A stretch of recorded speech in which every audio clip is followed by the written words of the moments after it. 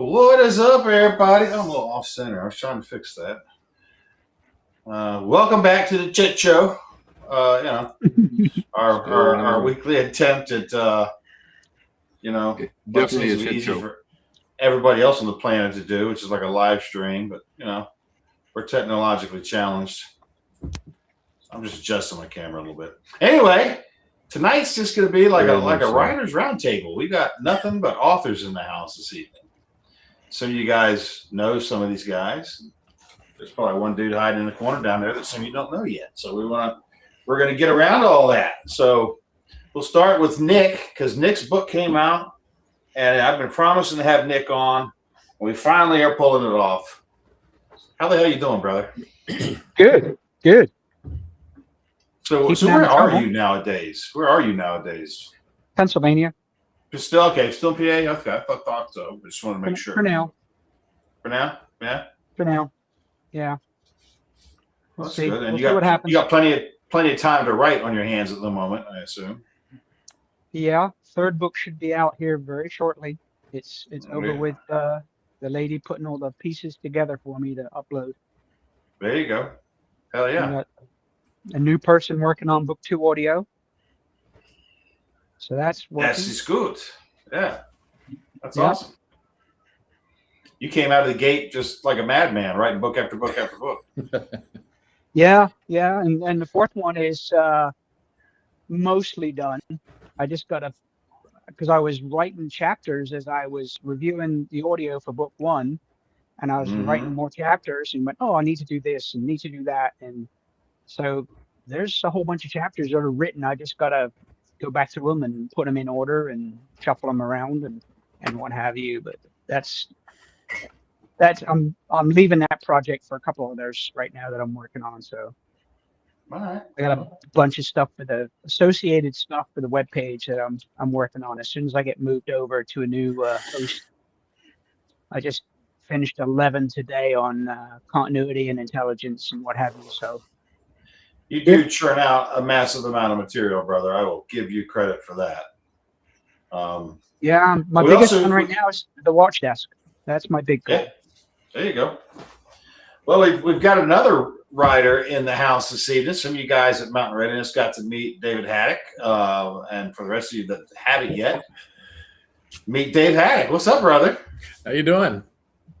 Living the dream or something, but nightmares and dreams too. Yeah, so, I tell you what, that Mountain Readiness, because as we discussed when I very first talked to you, I'd never gotten a chance to get up there. It was well fucking worth it. I mean, it was much fun. You guys are awesome. Everybody's awesome. And Charlie, who had absolutely no idea what he was getting into, committed because I said, now look, you have to come camp and live with us for 3 days. And he came up there, he says, I love these people. I can't believe I miss these people. So he's coming back. What are we doing in October? Is it like is it Fallout or is it just there's Fallout and then there's the Health Summit right after that. So yeah.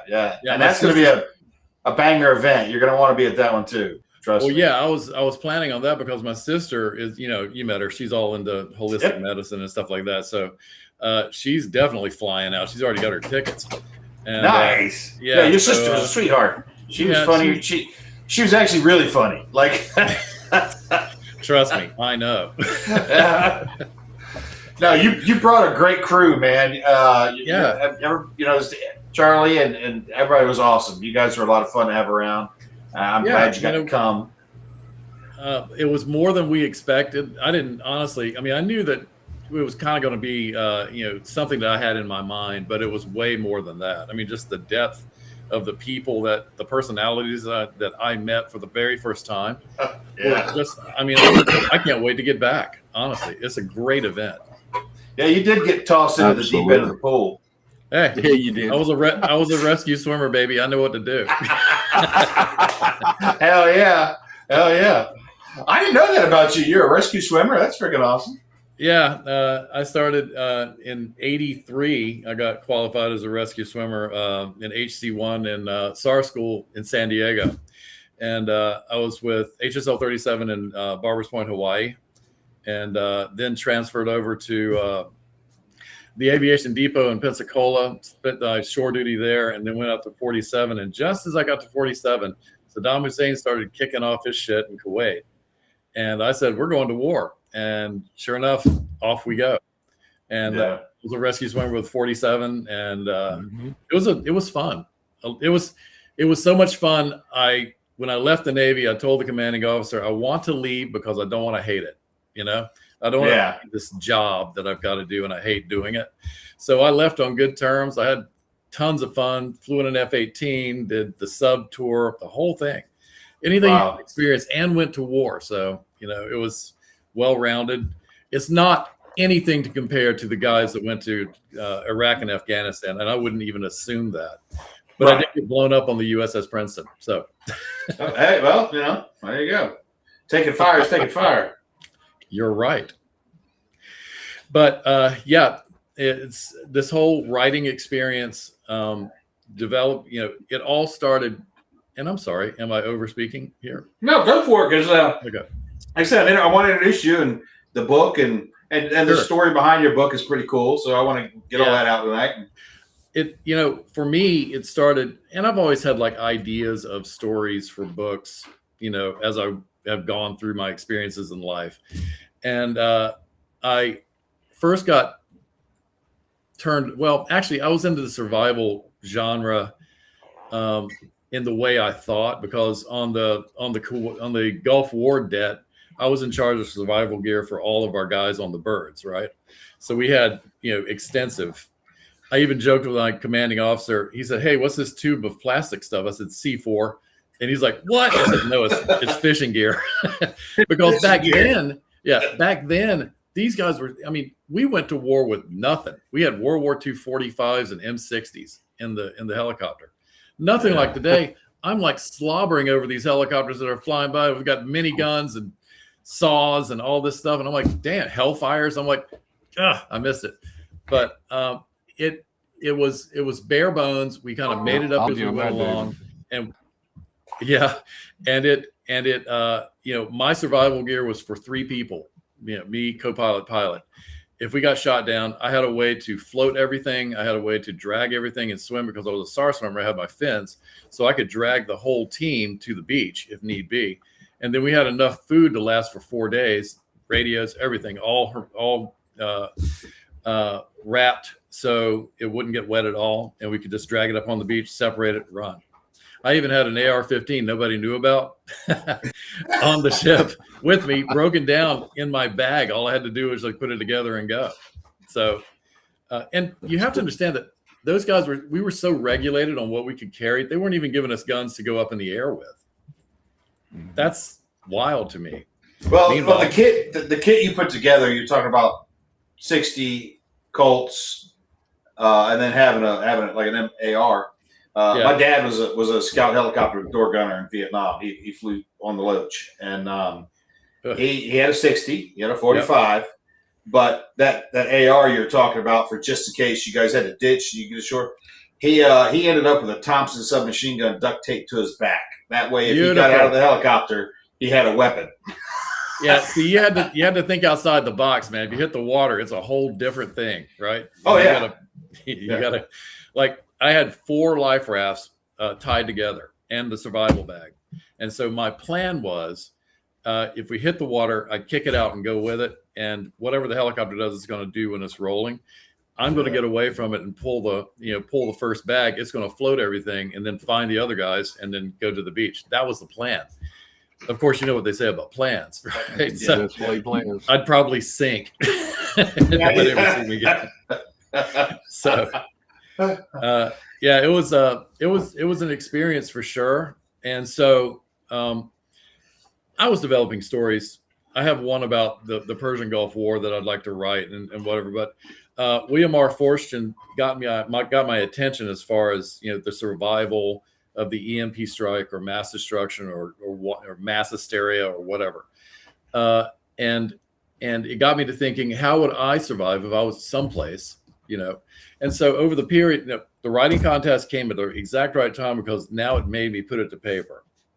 For those of you who don't know, Chris started a writing contest, and a month later, or weeks later, it canceled, and then it went south quick. It was I had actually formed a publishing company. I had a core party set up. I was ready to do this whole thing. We were taking submissions, and somewhere I still have a file with dozens upon dozens of submissions that were coming in. Yep.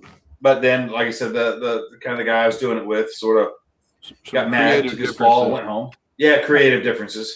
Yeah. And so I just shelved the whole thing because I didn't have time to try to do it all by myself. Well, because of that action, I said, I have a story, so I'm not going to stop writing it. And because I didn't do that, then I got to kind of explore places in South Carolina that I had never heard of before. As a matter of fact, I was talking to the guy I work with at the coffee store the other day, and he said, or the roastery, and I told him the story of Utah Springs, South Carolina, and the battle that occurred there in the Revolutionary War. He said he'd never heard of this. And another friend of mine down in Florida said after the Civil War, the Revolutionary War was mostly told by the people in the North. And so the South, in and of itself, was kind of ignored as to what their contribution was to winning it. And and South Carolina this year has on its license plate, where the Revolution was won. I'm putting together the pieces of why that's the truth, because Utah Springs was a bloody battle. It very much was. It beat the hell out of the British so much that they didn't have the wherewithal to follow the rebels up. And then they just went up to Yorktown and finally got defeated. It was near the end of the war, 1781, right? Yeah. And it's just amazing to think that these guys, Nathaniel Greene got a Congressional Gold Medal for winning the battles in South Carolina. Francis Marion, Sumter, all the rest of the guys got nothing. No recognition. They just had ranks, but what did that mean, right? Yeah. It's kind of like, the good guys always come in somewhere in the background somewhere, right? Yeah. But it's an amazing story. Sorry for monopolizing the time. Well, you're fine, man. Yeah, you talk about Utah Springs. That's such a little small town. It doesn't even have a blinking yellow. No, it has nothing. It's got a great curve great little cafe right there. Yeah. And some good catfishing around there. But that battle was very bloody. Let's remind folks real quick, Russ, that we are doing a giveaway tonight. We are, and I'll have that for you there, boss, because we're going to use hashtag free Foxtrot Romeo Echo Echo for the giveaway. And you guys will bear with me as it comes through the comments. I have to type them in, so I'll try not to miss anybody. And if you have any questions for us up on the panel here, let's use hashtag author to ask questions in the chat. Yeah, to ask direct questions, because there's four of us on the screen, and Russ, we're going to start. We're just going to go around the corner. I'm going to start with you, then we're going to go to Nick, and then we'll go to Dave. Okay. So let's get everybody caught up to where you're at on your books right now. Okay. Well, book 2 of the Hanging Creek Chronicles, called Echoes of Rebellion, is out on Kindle and paperback. It is in production for Audible. Hanging Creek Chronicles, Shadows of Martial Law is out on all formats with the exception of hardback, and it is available on Audible as well, and that is what I'll be giving away tonight. I am up here in the North Woods waiting on Pete to get up here, and my goal is to finish book 3 and possibly another new series, start another new series. So I was given the idea of the series by one of the tribe, and we'll see where it goes. You bet you guys have all been there. You're sitting there, you're asleep, whatever, and you wake up, you're like, I got to go to the computer, and you just start jamming stuff in. And I wrote a chapter and I sent it to him, and I was like, is that kind of what you were looking at? He goes, absolutely, man, you nailed it. So we'll see where that one goes. It's a little different. But other than that, man, we're rocking along up here in the Northwoods. So look for those guys on Amazon, Hanging Creek Chronicles.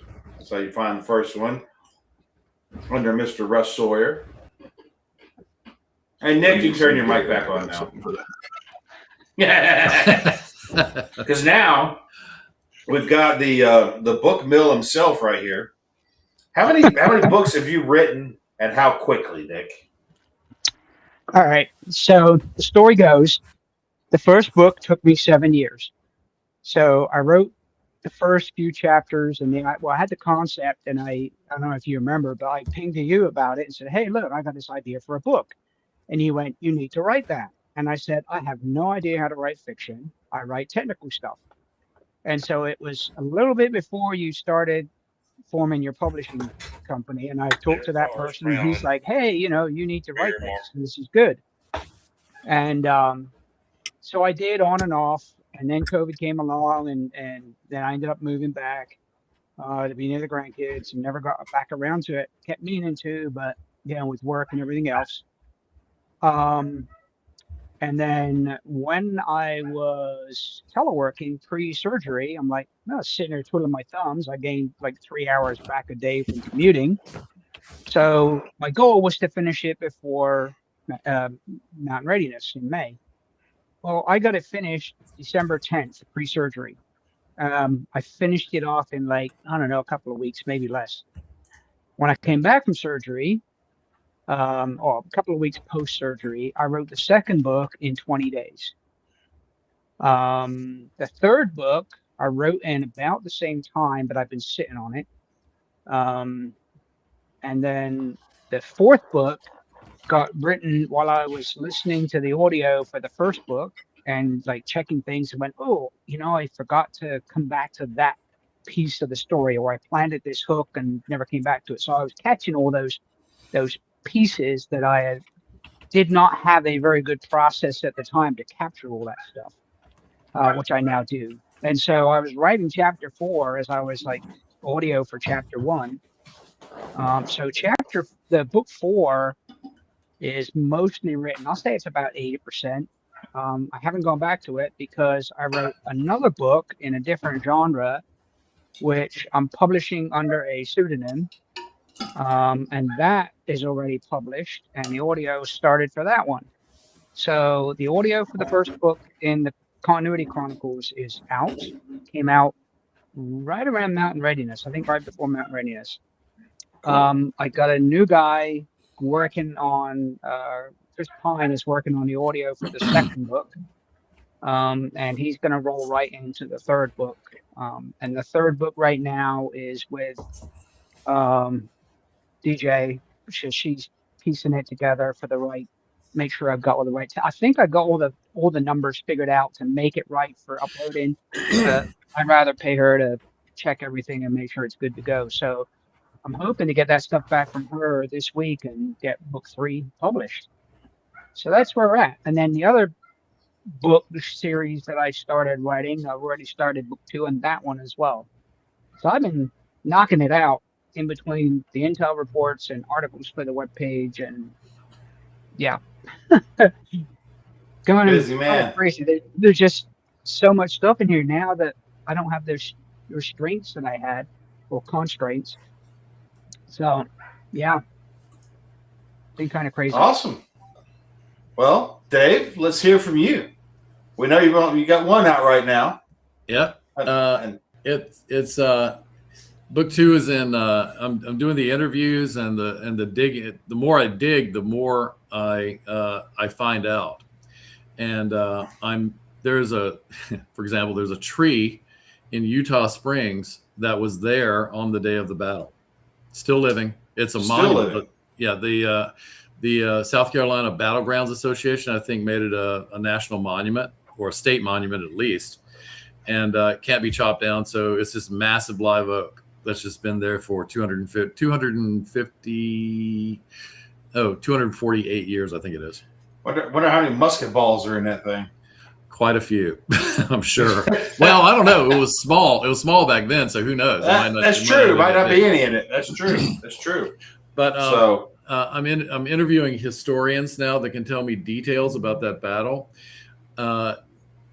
Book 2 opens up with Charlie and I, or Charlie and Den Murphy, waking up on the battleground. Okay, right where it happened, and And so we're progressing now through, there are characters in book 1. And see, I get a lot of feedback. Why do you jump around so much in the first book? I said, well, okay, I'm not looking at this series as a linear thing. It's going to tell a story and introduce characters that you won't hear from for the rest of the book. But in book 2, it all kind of goes linear, right? Yeah. And it's like you with, killing people that don't die, apparently. And so, well, like I said, in book 13, there's a valuable lesson on there. I can't wait. And for all the listeners, when is that coming out exactly?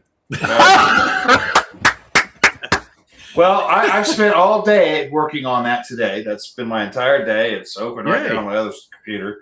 I'm getting closer. It's just to get what I want into the book, it's going to end up being substantially bigger than some of the previous ones, and that's why it's taking a little bit longer. That's not a bad thing. And I'm going to throw this one up here. Let me see here. Here we go, right here. That Johnny Osprey asked about to avoid continuity issues. Since you brought that up, so I now use AI to help me with that. Same here. Because what I'll do is, like I did it today, I wrote a bunch of stuff on the manuscript, and then I took the whole manuscript, loaded it into, I use Claude, and I use the project side of Claude, which is right how you need to use it if you're doing it. But I dropped this edition of the manuscript in and said, hey, give me a quick detail of where every character is right now. And so I do that to make sure I haven't left somebody standing someplace, because way back when I did do that. But I caught it in the same book and was able to fix it before I finished writing it. But when you get, my character list it's like 6 pages long. Of just characters. Yeah, the world is huge.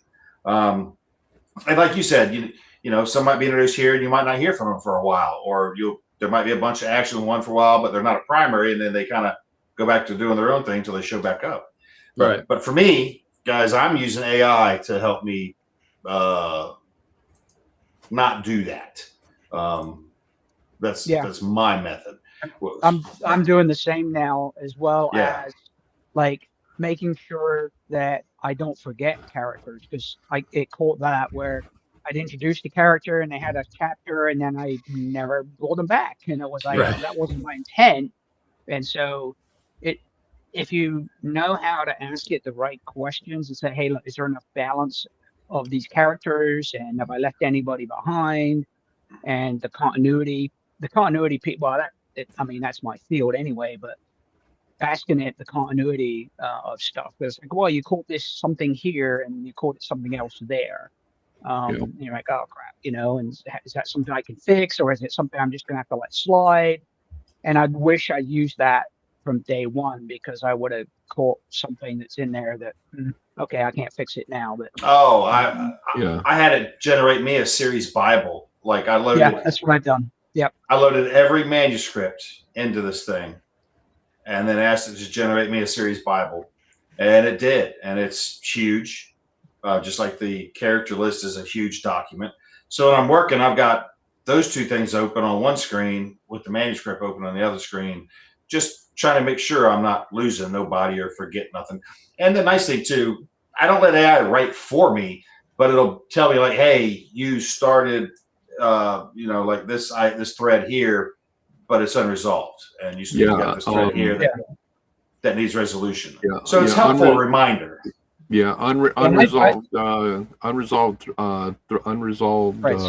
threads. Plot lines. Plot lines. That's the word I was looking for. I use it for the same thing. That's the big author word. How about you, David? Are you doing it all from memory? Because it's only your first one, so you're probably still keeping it all rattling around in your cage. Yeah, it's for the first one, and I have to say I was humbled a little bit when I first got to Mountain Readiness. I saw how tiny my book was compared to all you guys, and I'm like, shit. But Franklin Horton said, you're going to learn a lot just by being here about writing and about character development, and he gave me some good advice, and I'm like, I'm down with that. I'm good. I can I can adjust and adapt. It's fine. But to get out of my conundrum, I kept telling Book, this is just day one.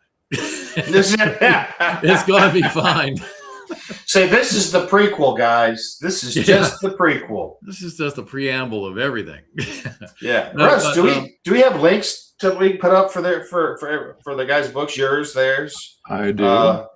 Let's just pop those up on screen. Yeah, we're using free hashtag free for the giveaway, guys. If you want to be in on the giveaway, you better be. There's doing the QR code that'll take you to Amazon for Dave's book, Operators out of Charleston. And then we have Nick with the Continuity Chronicles. Hang on, sorry, Pete. It is totally Amory's fault. It is completely Amory's fault. You are correct. All right, go ahead and put that back up. Sorry. Well, I took it. You're killing me, boss. I took it down. All right, now let's put. There we go. There we go. There's Nick's Continuity Chronicles. You can scan the QR code. That'll go to Nick's Amazon, or no, actually, Nick, that went to your website. Yes. Yeah, went to your website. You sent that to me. And check out his website because there's a plethora of information there. Absolutely. And then last but not least, Hanging Creek Chronicles. This will take you to the Broken Spokes Productions website, which is currently being revamped, but everything is still working on it at the moment. Jose, our good friend, is revamping my website. You'll see some exciting new changes on there. So that's where you can find them. And as always, guys, I don't have it available, but you guys know you can always go to angryamerican.com, check out Chris's stuff. Here's one I want to put up for the three of you. So I'm going to ask you, Russ, first. Do you generally follow the 3-act hero's journey formula? Somewhat. I was talking with Pete, who had gotten the information from using Save the Cat by Jessica Brost, I think her name is. Don't quote me on the last name. But what I do is I'll load my manuscript and says, does this fit into how to write a novel, which is what Save the Cat is about, and where are the inconsistencies? And so I use that to help me fix those inconsistencies, and I believe it might be through the 3-act hero's journey. So you have different plot lines, and you have the unresolved, then you get to your climax, and then you have you follow along like that. And that's what I use. Yeah. Okay. How about you, Nick? I don't even know what it is. Well, I knew I was going to get that. I am a technical writer. I write. Yes, you are a technical writer. What I have tried to do is make sure, for the whole reason that the book series is called the book series, is that what I write about is real, mostly real. And which is why I have to say it's fiction. So I went more for being technically accurate on stuff. The characters are based on real people that I know and I've worked with. Those are the best characters. Those yeah, are the best I characters. mean, everybody in there. I mean, I know who they are. They're people that I've known, and there are even some bad people. And mine's I've only killed like one person off. And there's a few people that are characters from work that are going to get killed off. That need to be killed off. That's how Franklin Horton got his start. That's exactly how Franklin Horton got his start. So, there's plenty of a character pool. But no, I mean, like I said, I have no idea what I'm doing. I'm just writing what sounds good. What I found interesting, because I didn't. So like most of you guys' books, like P and most of the other yours and others in the series, they all start off with an event happening. Willing Fortune does. Most of those folks. I didn't want to start there because I had a starting event that I wanted to use, and I had some other things that I wanted to bring in. So mine wasn't dystopian, not by design, but sort of kind of. It's just I didn't want to go there. I wanted to bring in certain other things that happen before the big thing happens. Yeah. And so I was like, okay, what genre of book is this? So I fed that into AI, and that was a question that I asked it. And that's where it came back and said it's a techno conspiracy theory. And I went, oh, that's kind of interesting. Well, who else writes that stuff? And when it gave me an author list, and I said, well, compare it to these books in, different categories, for character and factual accuracy and all that other kind of stuff. So I was extremely surprised where it rated it. And I put it into 3 different AIs, and they all came back pretty close together. So, well, the hero's journey formula is basically set up, confrontation, resolution, and part of that resolution, the other side of that is his psychological growth, or however you want to look at it, as a result of what he went through. So, and that's a lot of what the Save the Cat is like. Yeah, that's the like clinical definition of it.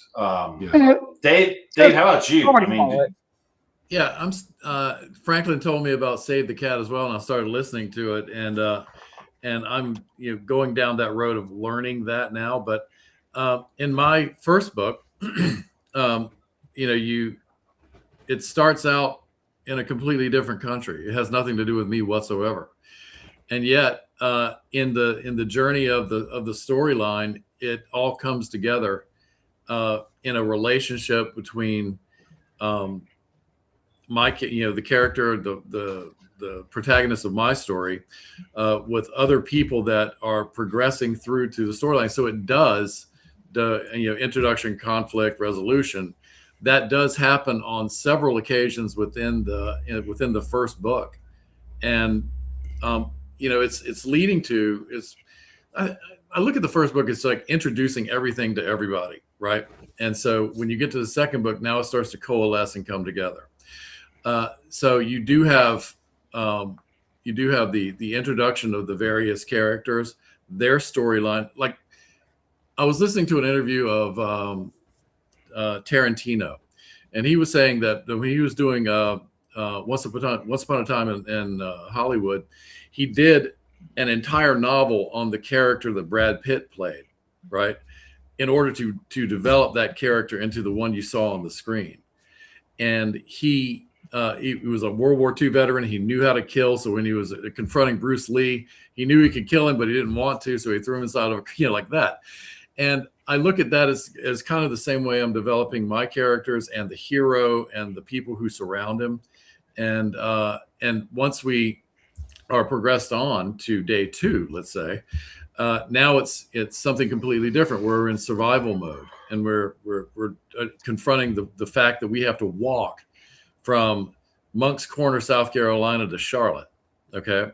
And that's 190 miles or so, 186 miles, whatever. But it's all along the way through brush, through palmettos, through everything that a lot like what you did in your first book, confronting things that people don't really understand or see now become conflicts, now become obstructions, and figuring out the way, what you're going to do, how you're going to do it. And that's how mine differs a little bit, because I'm pulling from different little, for example, we picked up in 1985 a Vietnamese refugee boat in the middle of the South China Sea. And that's in the book, but it doesn't turn out the way it happened in real life. We just brought them on board. We were going across the equator, so we had all our pirate uniforms on. Everybody was kissing the belly of the baby. And these people are looking at us like, what the hell is this? They were terrified to get on the boat. Okay. So we pulled them all on, washed them all, got them all set up. But it was like one of those kind of surreal moments. Like, what the hell is that? It's a refugee boat. It's about to sink. So we stop everything, get them on the boat. Shellbacks turn into sailors again. And, exactly. And then we're all dressed up, right? Yeah. But it's like just pulling those various experiences from your life or my life and putting it on paper in a way that's entertaining and it's understandable, and taking that hero concept from introduction, conflict resolution through various layers. I promise book 2 is going to be a little easier to read. All right. Hang on. Me and Russ are fighting each other. Great minds think alike, brother. Well, I was going to throw Egghead's shellback comment up there. Egghead, who's in the peanut gallery, is our local crayon eater. and you know, I got a soft Marines, spot for. what are you gonna do? Well, he is a Jag, so we'll cut him. You know. Okay. He's a and smart. he's a smart Marine. Exactly. He's one of the few. That's why he's a chewed puzzle piece because he's a smart Marine. But and I'll just say for you guys, you guys have read my stuff. When I started writing, I didn't know what the hero's arc was. I didn't know the 3-act setup. I didn't know any of that. I just wrote a story. I tell everybody I'm not a writer. I'm a storyteller. I just try to make them legible for you guys. And when Penguin first came to me, the first editor that Penguin gave me, she's like, the only way I can describe your writing is schizophrenic. She's like, you switch from first to third. You do all these things that are not, you know, they're not unconventional, that violate the rules. It's like, this isn't how you write a book. And I was like, well, sales would say otherwise. I said, people like it, and I'm going to just keep writing the way I write it. And it was a very hard thing for them to deal with. Like, they had a very hard time dealing with my writing style, which is more storytelling to me. You know, I could spin a good yarn. And but I'm gonna throw another question because we do got people popping in questions, and I want to be able to see them. So this Richie Carter, he says, no idea what you're writing about. It sounds like it's based on history. When you get done, you could write a story where an individual goes back in time to the weekend before the Declaration was signed and tell those guys what's up in 2026. That's actually a great idea for anybody. I've often imagined that. Great idea. You know, like, by the way, they're going to put a tax system in place that's stealing our shit all the time. Everybody. Yeah. Yeah. Yeah, not just a, what was it back then? A T-tax, wasn't it 3% or something? Yeah, it was something minuscule. But think about it. You know, in 1913, they put a 1% tax on the millionaires, quote unquote, and then it progressed. It was like a disease. It progressed from the federal to the state to the local, county, and now everybody's taking a piece. And I'm thinking, my God, you know, if they would just stop all that, we'd be the wealthiest country on the planet. Actually, the fact is that the tax code is the largest document pretty much ever written. Yeah, you know, and believe the complexity of it is so. It just needs to be set fire to. And they some figures came out today that said that if we only offered social services to legal residents of the United States, people who actually legitimately earned it, they said that we could balance the federal budget with the money we would save from that one act. Just think about that. I believe it. Here's another one for you, Dave. Dave is building his character's legend from the intel counter-intel concepts. He's making a statement. This is our resident crayon eater. So I don't know how many he's been to. He's off duty. He's probably got a whole big, what's the 124 box beside him, and he's just eating them like McDonald's French fries. In a way, he's right, because my one of my characters, actually a group of my characters, are being sought after by the CIA and the State Department. Yeah, there you go. So yeah, here's here's an interesting fact going back to the tax code. So the tax code is about 2,600 pages, but then there's over 70,000 pages of the regulations behind the tax codes. Right. And we're talking about only the federal, correct? That's just the federal. That's just the federal tax code. And then you have everybody else imagining what taxes they can add to. I mean, California, my sister lives in San Diego, right?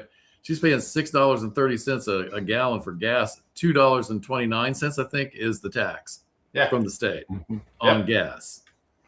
Because Florida has Maryland. Florida has in like the last 6 months, or maybe it was last year, has gained $176 billion in wealth by people fleeing New York, Illinois, California, Washington, Oregon, and coming here. And when you look at the people that are leaving some of these states, you know, like Blue Diamond, the almond growers, they left California. I think In-N-Out is leaving California. It did. It went to Tennessee. Yeah. The Chicago Bears are leaving Chicago. I know. I mean, priceless. JP Morgan has more employees in Texas than they do New York. You know, this fleece the rich thing. You know, the golden goose has wings, and it will fly the fuck away. Think about, Well, there's a Seattle. lot leaving New Starbucks York, is leaving for Nashville. Yeah. Yeah, Starbucks. Right? Yeah. That's Yeah. coffee. It's yeah. It's Yep. insane. So here's this one. So we'll start with Nick on this one. So, is it frustrating to have to recap the previous books when writing the sequels? And have you found a way to smooth that part over without retelling the whole story? I haven't. As in, I haven't recapped anything about characters. Yeah. I don't recap either, actually. My next book picks up exactly where my last book left off. And you guys know how I like to leave them, so. Yeah, exactly. And Yes, I was, do it the I was same way. cussing I'll at you leave at the on the end of last my one. Well, Dave, I I'll literally answer- on Church Street in Charlotte, I said, "What the fuck is this?" Well, you are not the only one, Dave. You can't be first, but you can be next. Because Chris hears that all the time. And I can't wait for everybody to read that part. You guys are going to be like, you motherfucker. Like, you will not expect what it is because it is so far out left field. Really? It's real, and it comes back around in the book. It's a thing. All right. But when you hear it, you're just going to go, what? Because that's what everybody in the room did. They went, what? So that ought to be fun. So, but for me, to answer your question, Jennifer, that's what AI does for you. Now you can go back, hey, where did we leave off? What's up? And ask it real quick. And you can always go back and ask them questions. You know, where did this happen? Where did that happen? AI is both terrifying and fascinating at the same time. You know, I learned an interesting fact today because talking about AI.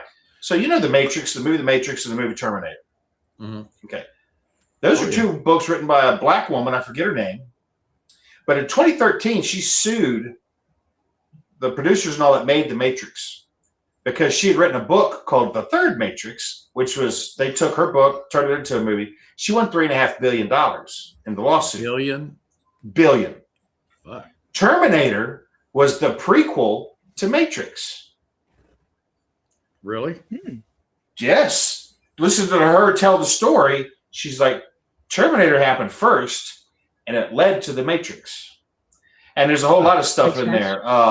There's also some very interesting religious ties about who Neo is and all kinds of stuff. So interesting. I just wanted to point that out because talking about AI being both terrifying and fascinating. It's a monumental tool. Like it will do so much for you. Well, that's what I found. I started learning AI when I got the proverbial what's it from where I was working, and I was like, well, I need to learn AI, and so a lot of the things I wrote about in book one, like one of the companies that one of the guys owns, I've actually created it in reality. So like the intelligence stuff. And so in learning AI, I went, I wonder if it can do this. And so learning how to write the questions, to create scripts, to now do that whole suite of intel reports that I now have. Like there's some I only do once a week. Like right now I've got two that are running. One's on data centers and infrastructure. And the other one is a strategic intelligence report that kind of sums up a whole bunch of different things. But learning to write that and then creating the watch center, the watch desk dashboard, all came out of the fiction. Because I was like, well, hell, why can't I do it? And so that's been the interesting part where fiction becomes reality. And if you go back, I was going to say, you created a fictional product and then made it reality. Yeah, and then what I started doing is, like on the website, there's the backstory of those companies. So you go up there and you go on the website, and there's the backstory to each of those companies, especially the Intel company. There's a lot of backstory on it, and there's more coming. But then the other neat thing that I did was I fed the description of the facility into AI and said, create the blueprints for this and create pictures. And so it did that. And what I found fascinating was when I first started that series, that book, I drew some pictures to help me describe what I was thinking that may or may not be underneath that location. And I lost those in that notebook over the years, but I have another one with notes in that I've been using. But the blueprints it created are exactly what I imagined. So that tells me that my writing is there because it's able to create that from the writing. And so those are now up on there as quote leaked documents behind a book code. And there's more of those coming. And so a lot of the stuff that's mentioned, like the train system, some of the communication stuff, there's actually blueprints and stuff that are behind it. So you can actually go pull that stuff up. That's a depth of faction, as I like to call it, fact-based fiction, which is what I write, and you're writing it even more detail. We're gonna let Russ take this one to start with.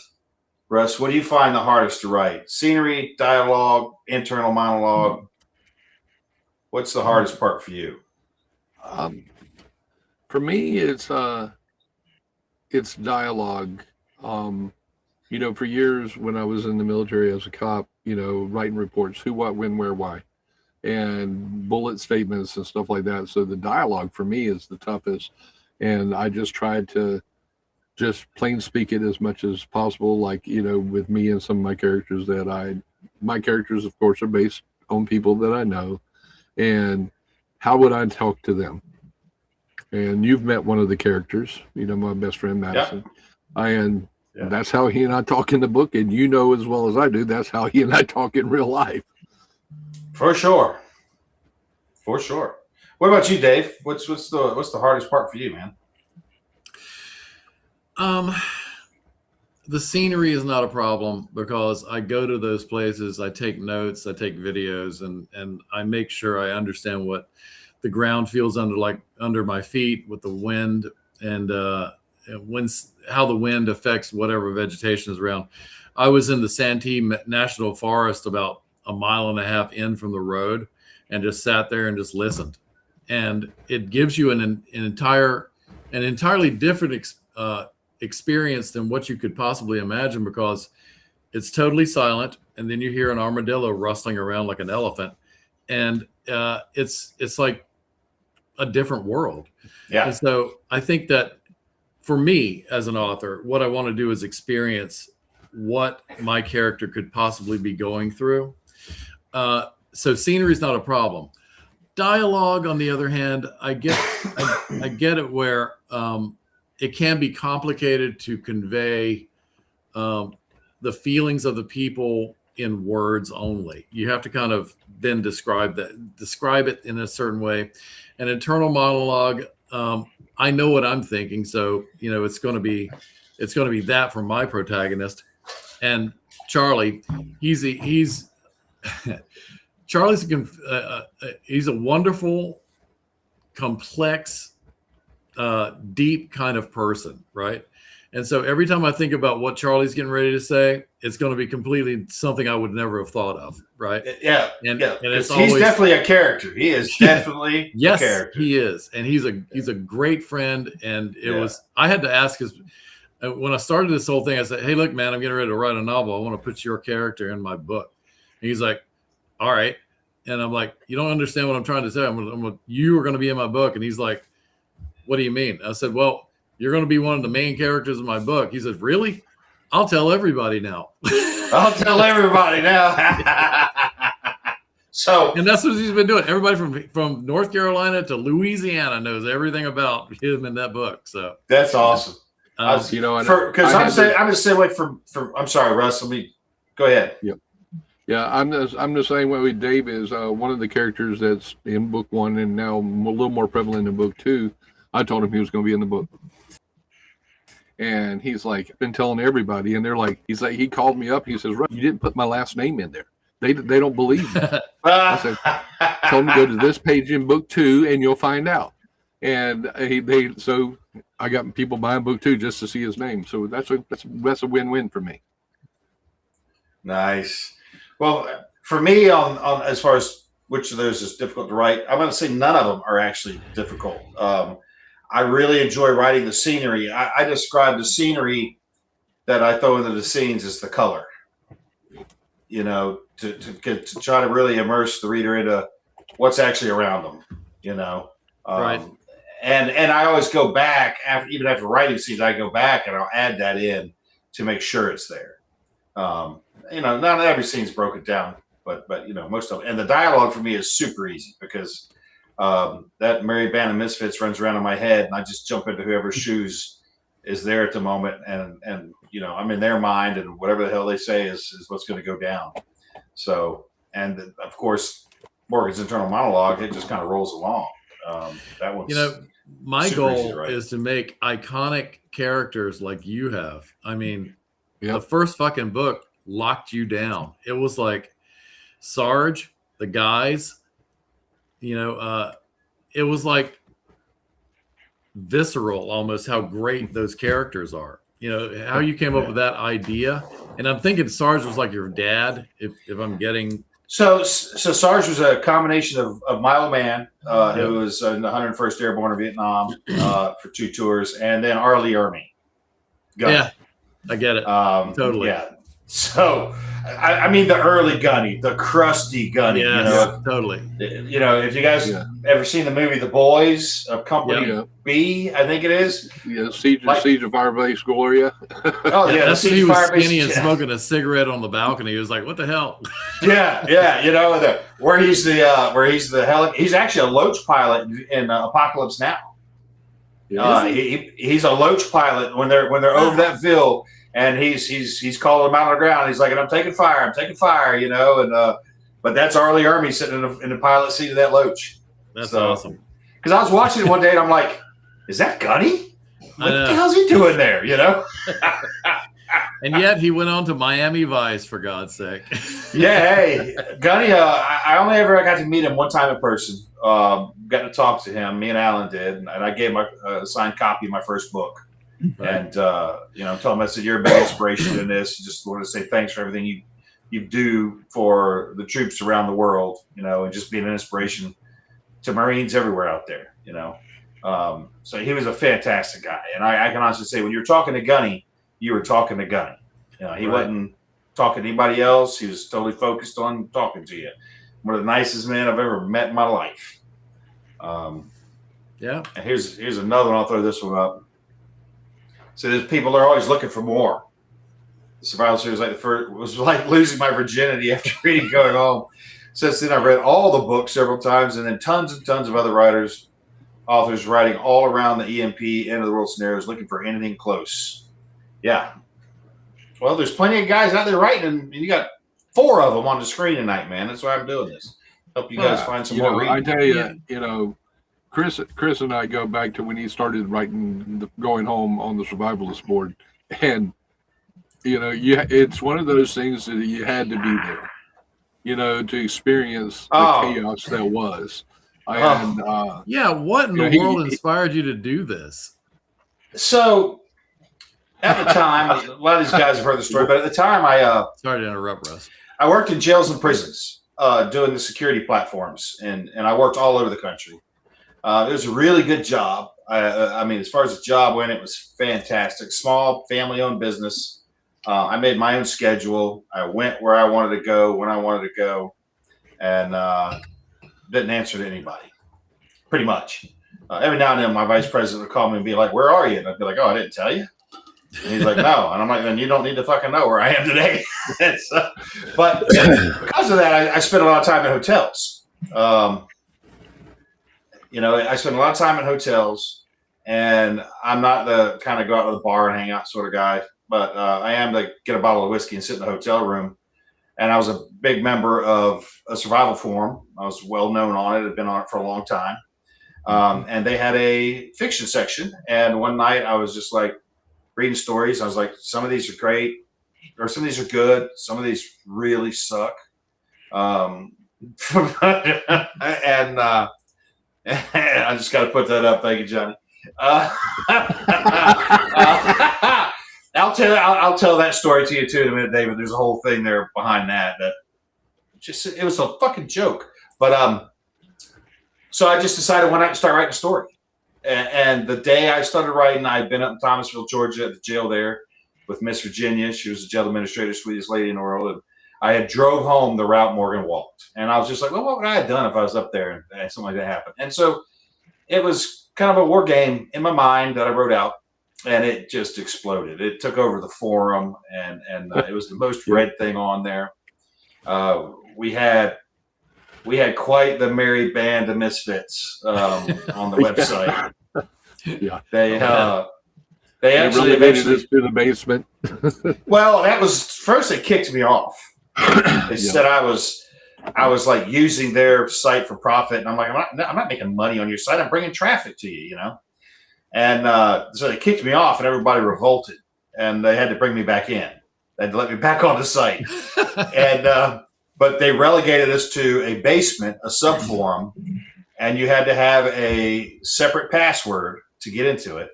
And they gave me the password. So I just went to the main forum and posted it. I'm like, hey, guys, the fun's in the basement. Come to the dark side. We have cookies. And it just started jokes like that. Yeah. And it was an interesting experience as a writer because I always knew what the readers were thinking. Because, I'd post a piece, they'd read it. There'd be dozens and dozens of comments. And so I always knew where they thought things were going. And I never gave it to them. Like, even if that's where I was headed, I was like, oh, yeah, fuck that. Left turn, Clyde. We're doing something else now. And it was a lot of fun as a writer. It was a lot of fun to do it that way. And they pushed me to publish. I had no intention of doing that, and they pushed me up. They pushed me into it. And as far as Johnny's comment about separating my books from Rawls, there's a line in the first book where there's a call sign, there's a challenge and a reply that was kind of pre-established, and Mike and Ted use it, and the reply was Patriot. Well, the challenge was Patriots. The reply was sucks. And Morgan's asking like, what's that about? And they're like, oh, that stupid ass football team, New England, everybody fucking hates them. He goes, and then I'm sitting there typing that, and I went, and then there's that fucking book. That was all I said.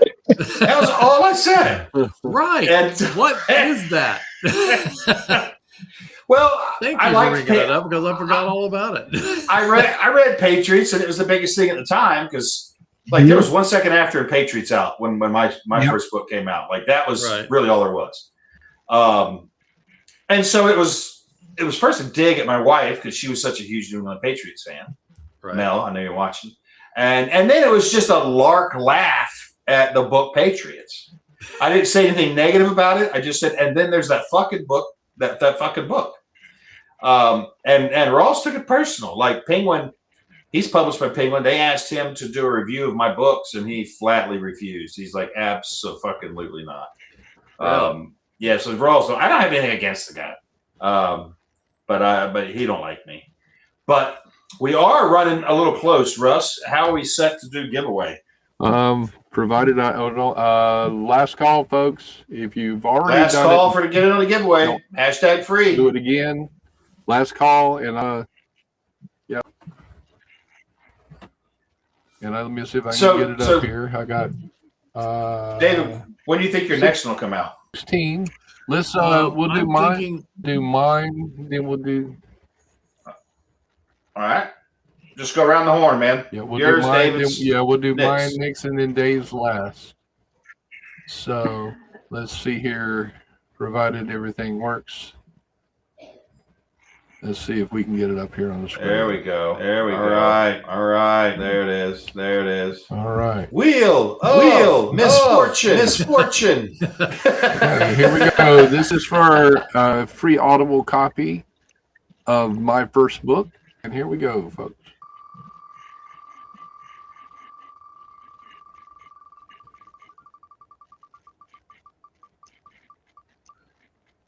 Your sound is spinning. Your sound is spinning faster than the wheel. Oh, I don't doubt it. Patrick 7, free Audible. That's good. That's good. You can't read anyway. Yeah, I know. Okay. Isn't he with the library of books? Yep, he did. Yeah, he wanted the library books too. Yep. Winner, contact me at russ@angryamerican.com with your address or email address in this case, and send it along. Let me change the screen up here a little bit.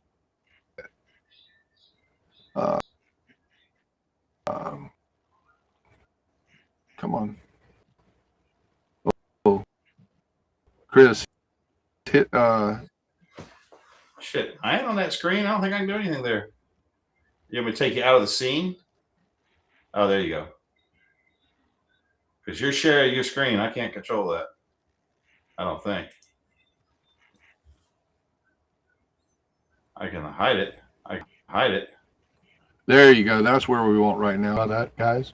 All right. So this is for Nick. Okay. Oh, there we go. Okay. Yeah, Nick, you are in Country 7. You are no longer in the running. One winner per night. Nick, you're giving away. What are you giving away again? I think we decided on Audible. Audible for book 1, Audible of the Continuity Chronicles. So here we go, folks.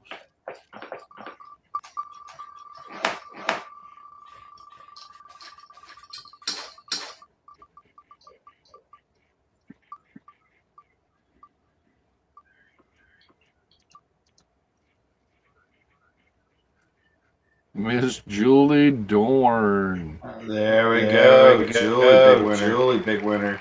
Yeah. I got her info. So Okay. All right. Set her up. Again. Spin her again. There we go. Get rid of that. And Dave, you're giving away a signed copy of your first book, yes? That's correct. All right, folks. Here we go.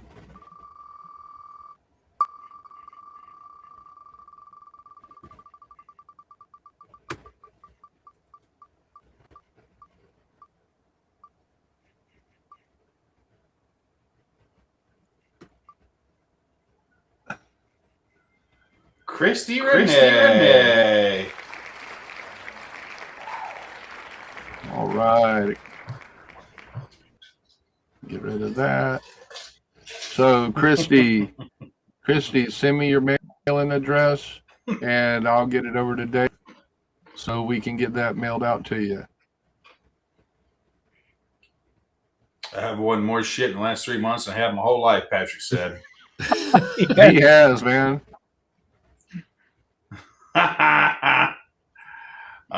David, have you got a website yet? No, I'm building it. You're building it? Okay. Yep. All right. And Nick, let's give out your website again. Just for those that may not hold up. I just saw this from Miss Julie. You see that? So let me. Oh, she said spin again? I saw that. Yep. Okay, there you go. Okay. So hold on a minute. Put it back up on the screen here. I'm going to do it without sound this time just because maybe it'll work a little better. Okay, Christy is one, so we're going to remove Christy. And we are respinning for Nick's book. We are respinning for Nick's Audible.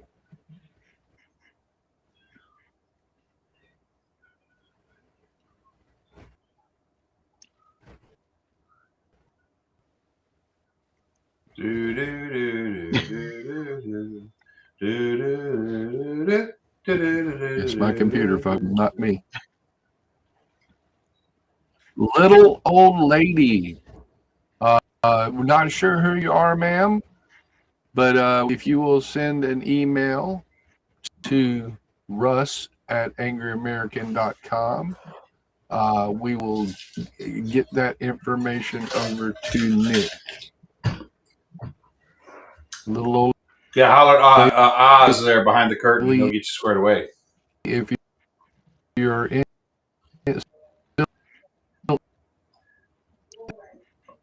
Russ, you're fading, buddy. Your audio is awful. the chat, please say something so we know that you know.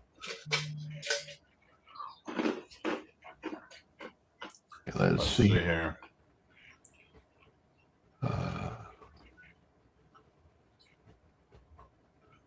I don't see her over in the comments.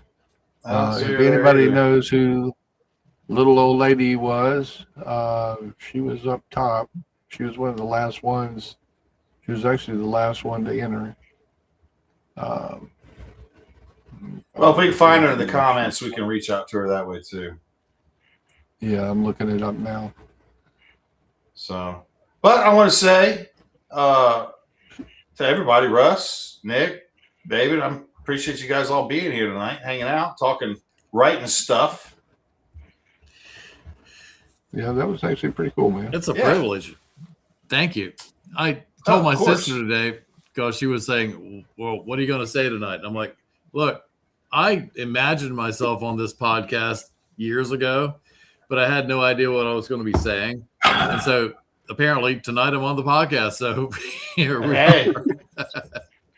Yeah, because it all works in mysterious ways, bro. You guys have covered shit that I don't even know anything about, but just, like from basic survival to like intricate survival in the mountains or whatever. And I'm like, what am I going to contribute? And then so I wrote this book, and then all of a sudden it's like, here I am.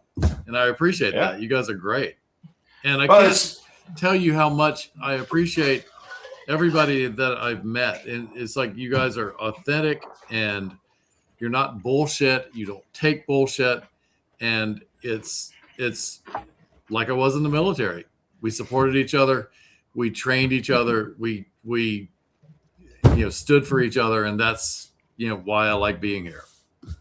Well, and we do a lot of stuff too. It's like with Pete. Pete does a walk, a hike that we went and did with him one year, and it's that old military adage that nothing builds unit cohesion like mutual suffering.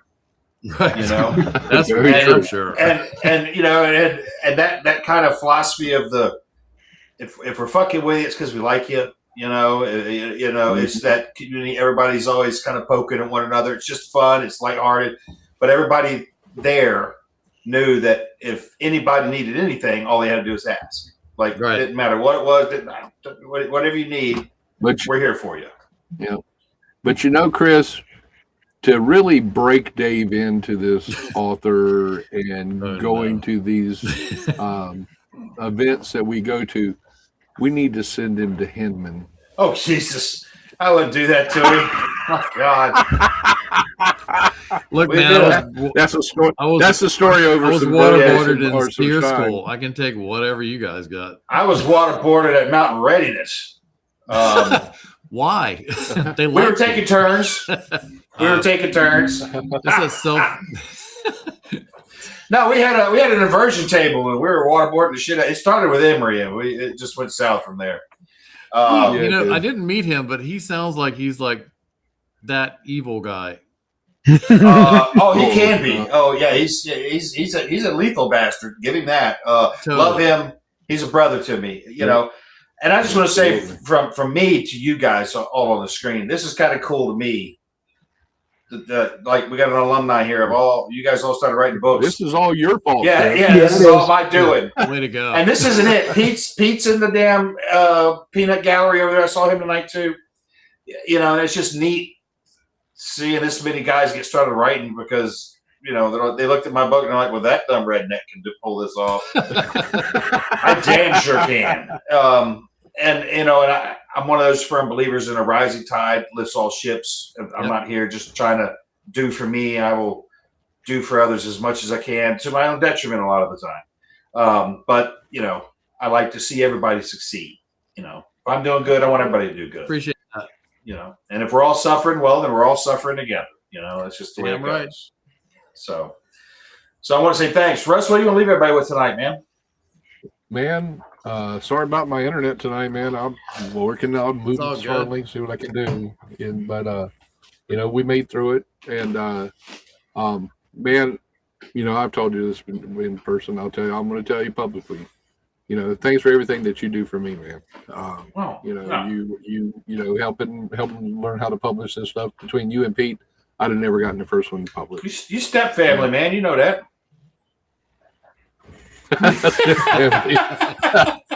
That's step something. Step family that gets paid weekly.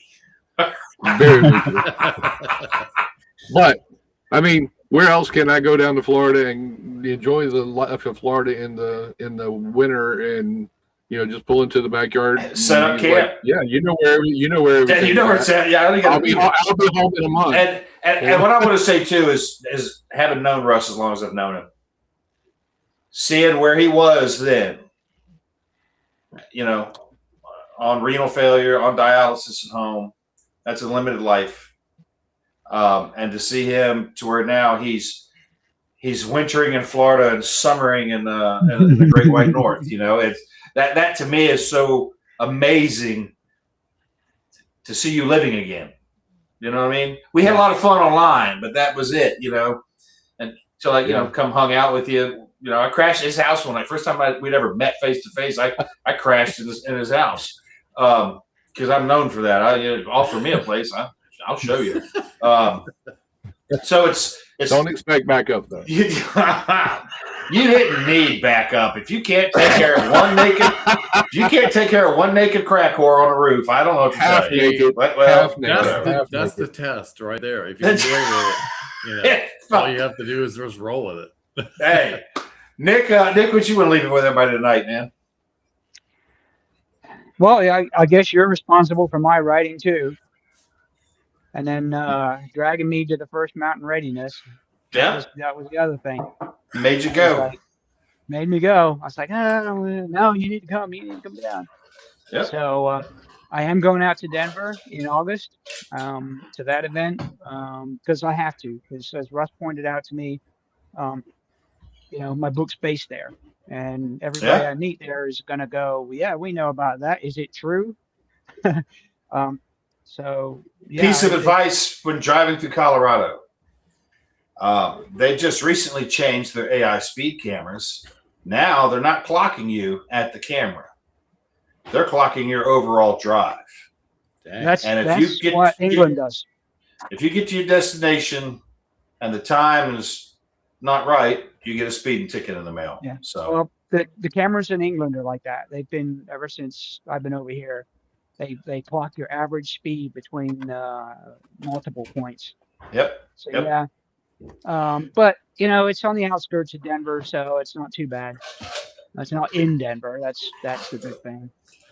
And then I've got a lot of stuff coming out. I've got 10 new articles that are cooking right now. The images are done. I've just got to put them all up there. I'm waiting to get moved over to the new host so I can get the watch center up.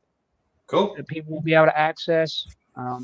That's been hampering me, so get that done. Cool. And then I'm just looking for some outlets for the Intel stuff. So anybody knows anybody that in the business, like the big ones, the data centers right now. I'm gonna put one up tomorrow, and it's gonna tell you how many data centers there actually are and what the real cost to the community is. Georgia's tomorrow. covered in them. Georgia is eat up. Actually, top of the list is Virginia. I believe it. Yeah. I believe it. So I've just been looking at it. So keep it up. Keep up the good work, man. Dave? Yeah. Mr. Haddock, what would you like to leave everybody with this evening? It's a little thing I like to do, a little parting words, Well, coffee is the seed of life. He is in the coffee business, folks. Yes. And it's very good coffee. It's extremely good coffee. I have to do what I know. And so I think that I read a story about from David Marcus, on Fox News the other day about mass hysteria, right? And it's in opposition of what people were talking about, a vaccine from TDS, Trump derangement syndrome. Yeah. And he said it's not really Trump derangement syndrome that's the problem. It's mass hysteria. It's like people getting fed information that is targeted at Donald Trump for being president. Okay. And that if you hear this over and over, late night comedy talk shows, The View, the CNNs, the whatever, it fuels the hysteria that people have. I have friends that I talk to that replicate the talking points of all of those platforms. And I'm like, what is your basis of truth? What are you talking about? And it's just Donald Trump, X, bad, boom. And that's it. And that's all their whole reasoning for anything. And so you see this in the past where you had in 1938, the Orson Welles War of the Worlds problem, right? Where he just got on a radio program, broadcasted, and everybody went nuts, right? Like Martians, what? How's this going to be? And it can be so much like exponentially factored into like the internet, where everybody says Donald Trump's a Nazi, Donald Trump's killing people, Donald Trump is any other problem, right? And is trying to kill everybody else. Oh, and Martians are real. And we went. Yeah, exactly. You have video evidence and they just deny it. The thing that will bring us back is the founding principles of this country. What it was based on, the writings of Thomas Jefferson, James Madison, how Ben Franklin, how they put that whole system together, the country together, is what's going to sustain us. And I can't promote that enough, because all you have to do is read the documents of the freedoms that they said we have. It's not from government, it's from God. And God gives us the rights that we have. Government protects those rights from God from being taken from us. And, that's where we have to live. This is how America has lived since the founding. Yes, we fucked up. The Indians, I get it. It's a big problem, and we crossed the line there. But, it's slavery, the problem. That had to be corrected, and it cost us 700,000, lives. It's just it's a matter of coming back to the founding principles of the country, and promoting that, and convincing people that we don't need to lurch into Marxism or socialism. No. To have a prolific life, a prosperous life, because as we know, it doesn't work. No, it don't. But I think sadly, the only path back at this point involves toe tags and body bags. So I agree, and it's coming, and they won't stop, and we have to do it. Someone's gonna. We'll leave it on that note. Someone's got to do it. There's a good run at it right now. We'll see what happens. I mean, we're actually seeing some positive movement in a lot of places. Things might get to turn around a little bit. But again, everybody, thanks for hanging out tonight on our little authors roundtable. Don't forget, check out Russ's and Nick's and David's books. Look them up, support the authors, show them some love. And thank you so much. We'll be back. Yeah, man, we'll be back next week. Same bat time, same bat channel. And I got some surprise guests coming up. I'm getting hold of you later, Russ, about a couple people I want to have on. So awesome. We talked a little bit about it today. So yeah. Definitely get that started back up. Till next time, y'all. Be good or be good at it. You know the drill. We'll see you.